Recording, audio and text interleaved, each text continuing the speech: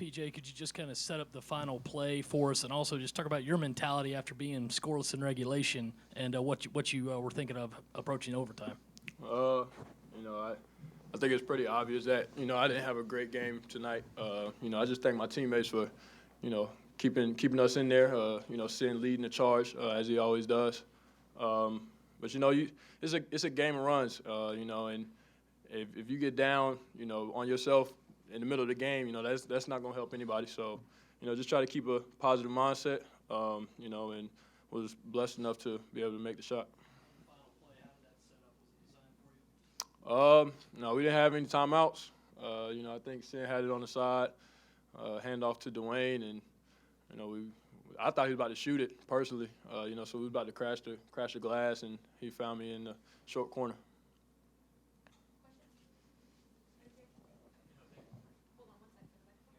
I apologize. That's okay. They played you guys tough almost all of the way. Are you just impressed that a mid-major school could come into South Carolina and play you guys the way you did? No, we're not surprised because they've done it. They've done it last year. They upset a lot of good teams last year. And they got a lot of guys from last year on the team this year. So we're not surprised at all. We watch film and watch how good those guys are and how good the team are and how good they play together. So we weren't surprised at all how they came in and competed. Yeah, we wasn't surprised at all. Coming into this game, we know how good of a team they were. Like Sin said, they returned just about everybody that they had last year, and they beat great teams last year. So, we knew this was going to be a tough game, and, we just had to come out there and play. Sin, they were talking about that their slow start was due to y'all's defense. What did y'all see, and what led to being able to disrupt them so much? We guarded the ball. We took them out of their comfort zone, extended their offense and got in line and guarded the ball. We made them make tough shots, and we worked on it, all when we was in practice, and that was our focus coming into this game. PJ, obviously you didn't have time to really think on that last shot, but when you go in overtime, when you've been struggling, is it a little bit easier for you this year to keep your confidence and keep that positive mindset that you were talking about this year after going through last year? Definitely. Like I said over time and time again, the experience from last year helps tremendously.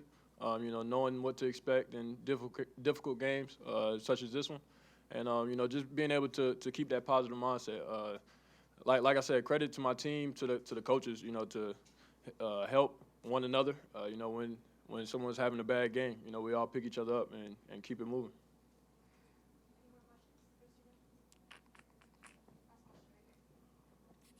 PJ, I know that you passed along some congratulations, making it a special day for Sin on his special day. Yep. That'd be a special moment for you as well, too. What was it like to have everybody collapse around you, and what did it mean to help make Sin's birthday?